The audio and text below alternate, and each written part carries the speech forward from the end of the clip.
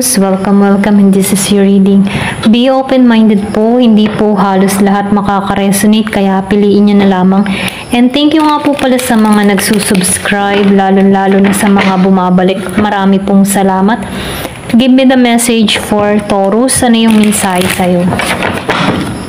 Give me the message for Taurus.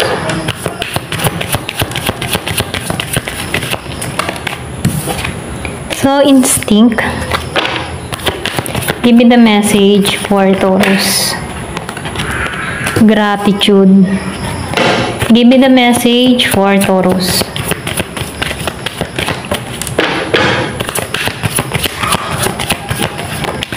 Meron ditong faith, okay? So, merong kapalaran, no? Magandang kapalaran. So, lumabas pa tong abundance, ano? So, nakikitaan ko dito, kapalaran mo magtagumpay, kapalaran mo maging masagana, kapalaran mo na malampasan itong mga pagsubok na kinakaharap mo. Sundin mo yung instinct mo, sundin mo yung intuition mo kasi ginagabayan ka dito, okay? So, nakikitaan ko dito, active ka, kumbaga, konektado ka sa buwan, okay? Kumbaga, yung emotion mo. So, nafe-feel ko dito na malakas yung intuition mo, malakas yung kutob mo, okay? So, nakikitaan ko rin dito, no, na merong biyaya, blessing na ipagkakaloob sa'yo, para to sa'yo, okay? Meron ditong pagbubuntis sa iba. So, meron din ditong regalo na marireceive ka. Yung iba sa inyo, travel, okay? And then, nakikitaan ko rin dito, yung iba sa inyo ay healing yung nagaganap, ano? So, sinasabihan ka dito, magtiwala ka, okay? Manalig ka. Kumbaga, magdasal ka. Huwag ka mawawalan ng pag-asa. Kung ngayon nakakaranas ka ng matinding pagsubok, huwag kang mawawalan ng pag-asa. Kumapit ka sa puong may kapal. Kasi ay ang biyaya ay parating sa'yo, okay? So, tanggalan yung mga bisyo, okay? Kung saan ito yung humahatak sa'yo pa ibaba. Yung mga bisyo, sigarilyo, alak, drugs, o ano pa man, ano, tanggalan to. Kasi ito yung naglalayo sa'yo, okay? Dito kay God. So, maina, manalig, manampalataya, at manalangin, okay? At ipagpasalamat mo yung mga biyaya, maliit, malaki, ano. So, nakikitaan ko dito yung happiness, renewal na parating sa'yo, okay? May mga tao na nagmamahal sa'yo at sumusuporta sa'yo. Kung ano man yung mga tinatahak mong landas para sa ikabubuti mo, okay? So, sundin mo yung intuition mo, okay? Sundin mo yung kutob mo kasi mapapabuti ka dito. So, tingnan pa natin, ano. Give me the message. Ano pa yung mensahe?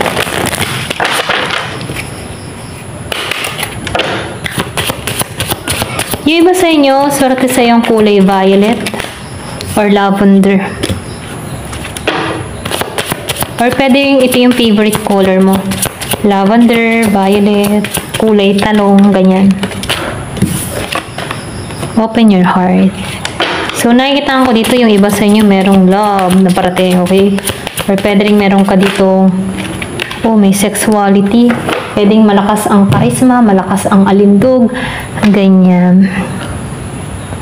So, nakikita ko rin dito, no, be ready, be ready. Ayan, be ready, may parating sa'yo, okay? Na kung saan, no, ma-attract mo to. Kumaga, meron ditong love na parating, pwedeng malakas ang charisma mo dito sa tao na to. Kumbaga, nakikitaan ko dito na malalaman mo to kung sino to, okay? Kumbaga, no, may sexual. Pwedeng meron tong ginagawa na pagpapasa rin sa'yo, pagpapapansin, ganyan. So, malakas yung sex appeal mo dito sa tao na to. Ito lang nakikita ko, no? Isa pa. So, nakikitaan ko rin dito, yung iba sa inyo meron ditong pwedeng meron kang bagong nakikila. Oh, may pregnancy, ano. Pwedeng ingat ka din, ano. Kasi meron ako nakikita dito, pregnancy. Okay? Pwedeng may mabuntis dito. Kung ikaw man yung tipo ng tao na mahilig makakipag one night stand, ayan. So, ingat ka, no. Pwedeng mabuntis ka dito. Someone is expecting or pwede rin meron ditong tao na bubuntisin ka. Ayan. So, nakikita ko rin dito na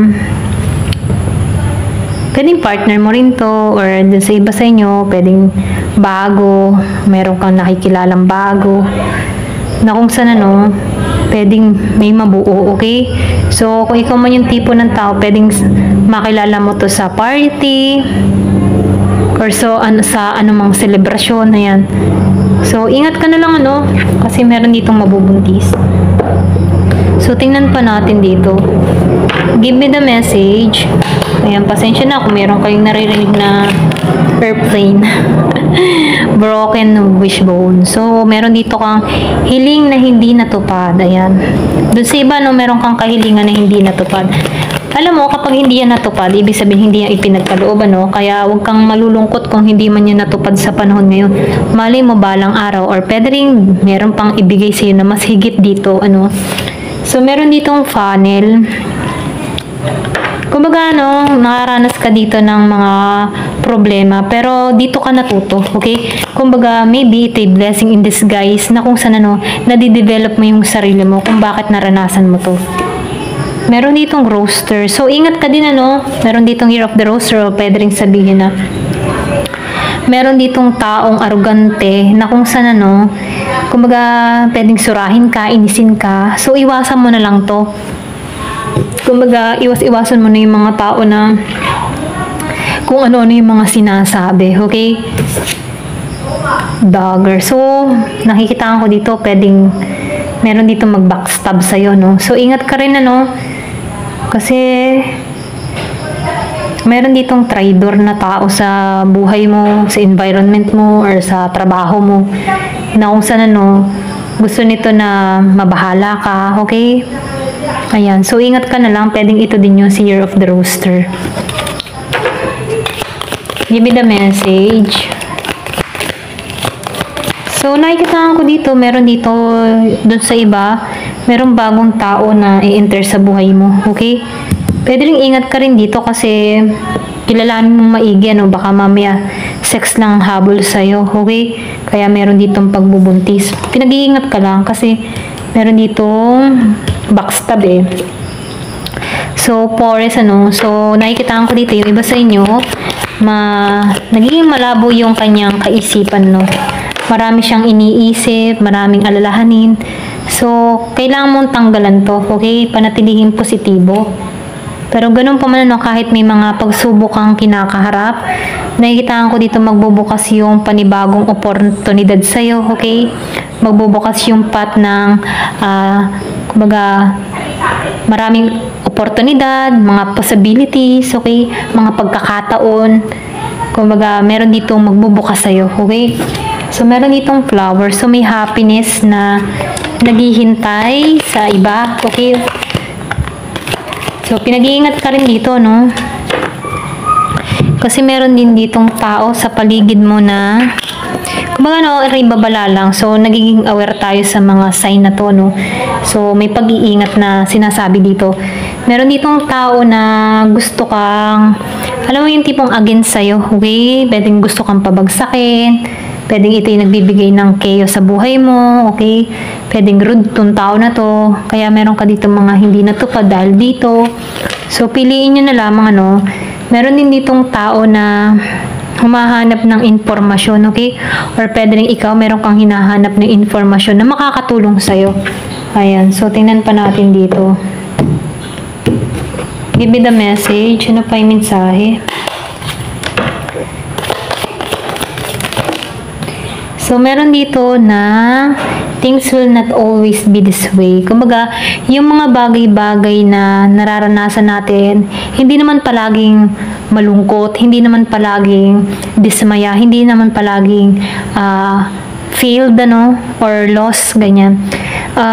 Meron diyang pagbabago na parating. Kumbaga, pwedeng nauna sa'yo ang pagsubok at ang kasunod naman ay ginhawa na, okay?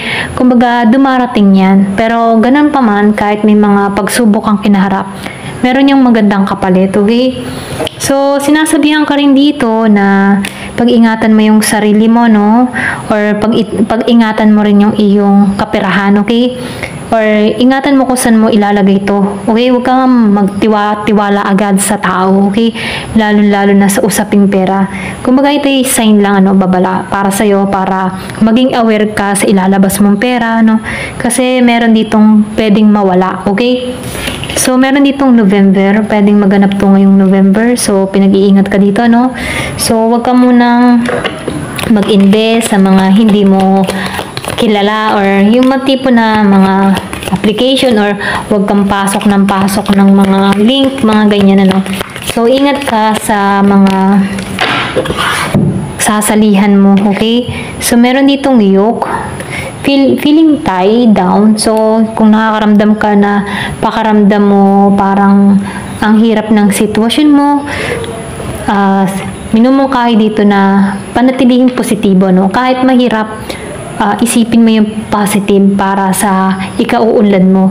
Kumbaga, alam ko mahirap naman talaga mag-isip ng positive lalo't may problema ka, no? Pero kung pananatilihin nating negatibo, tayo lang din ang malulugmok. Kumbaga, ikaw din yung mag-i-encourage sa sarili mo na kaya yung pagsubok na yan, okay? So, meron ditong September. Maybe yung iba sa inyo meron naganap ngayong September, okay? Meron dito.